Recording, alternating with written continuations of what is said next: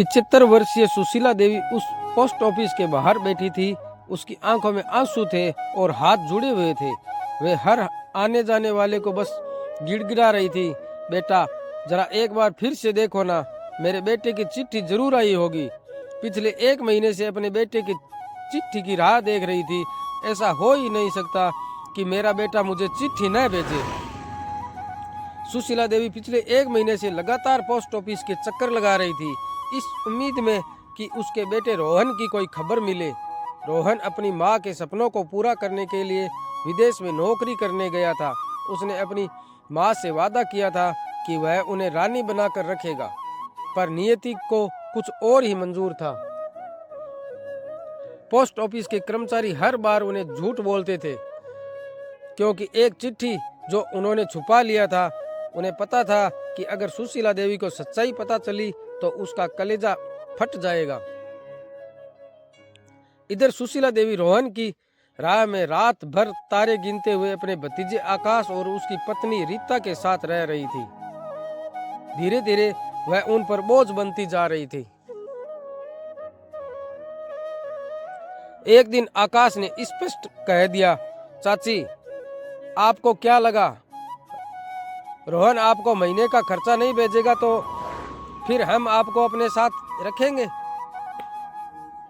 अरे हमने यहाँ क्या वृद्धाश्रम खोल रखा है?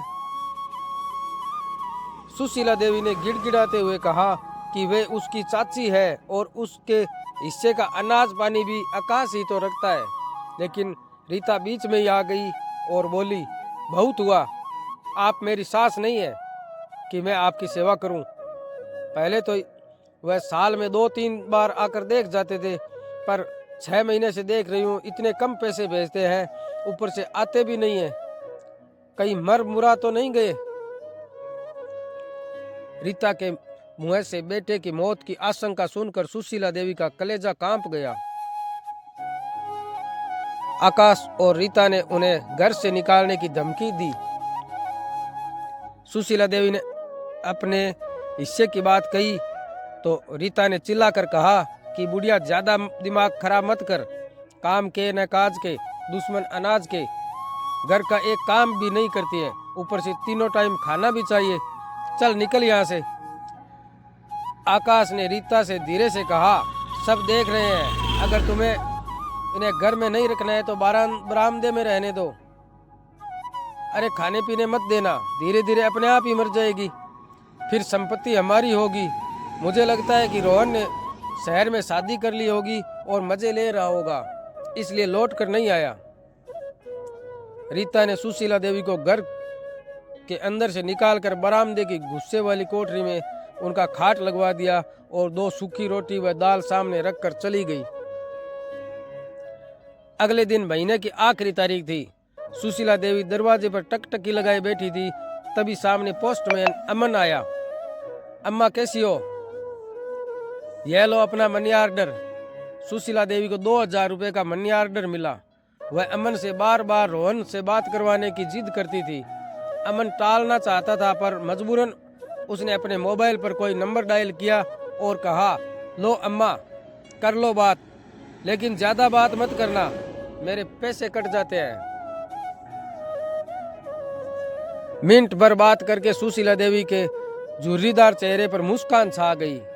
उन्होंने खुशी खुशी अमन को बख्शीश के तौर पर 100 रुपये दिए, लेकिन रीता ने आकर वह पैसे वापस छीन लिए और आपत्तिजनक लहजे में बोली, न जाने इसका बेटा कहाँ मौज कर रहा होगा और हमारे सर पर यह बोझ की गठरी छोड़ गया। अमन को सुशीला देवी की स्थिति देखकर बहुत दुख हुआ। दूर तक जाने पर उसका दोस्त विमल, जो कस्बे में मोबाइल की दुकान चलाता था, वो मिला। विमल ने अमन से पूछा, अमन भाई तुम हर महीने ऐसा क्यों कर रहे हो? हर महीने तुम इस बुढ़ी अम्मा को अपने जेब से रुपए देते हो और मुझे फोन पर इनका बेटा बनाकर उससे बात करने के लिए मुझे भी पैसे देते हो, पर ऐसा क्यों? आखिर यह तुम्हारी लगती क्या है? अमन शक पका गया, पर फिर बोला, भाई विमल, ये रुपए उन्हें नहीं बल्कि समझ लो अपनी माँ को देता हूँ। विमल के जोर देने पर अमन ने एक चौंकाने वाला रहस्य खोला। हर महीने इन रुपयों के इंतजार में और बेटे की कुशलता की उम्मीद करने वाली इस बुढ़िया को यह बताने की मेरी हिम्मत ही नहीं हुई कि संक्रमण की वजह से उनके बेटे की जान चली गई है और अब वह इस दुनिया में नहीं रहा। विमल यह सुनकर स्तब्ध रह गया, लेकिन क्या अमन सुशीला देवी को यह भयानक सच्चाई बता पाएगा? और क्या अमन विमल की उसकी पत्नी मीरा मिलकर इस बेसहारा माँ के लिए कोई सही राह खोज पाएंगे? जानने के लिए पढ़िए कहानी का दूसरा भाग। धन्यवाद।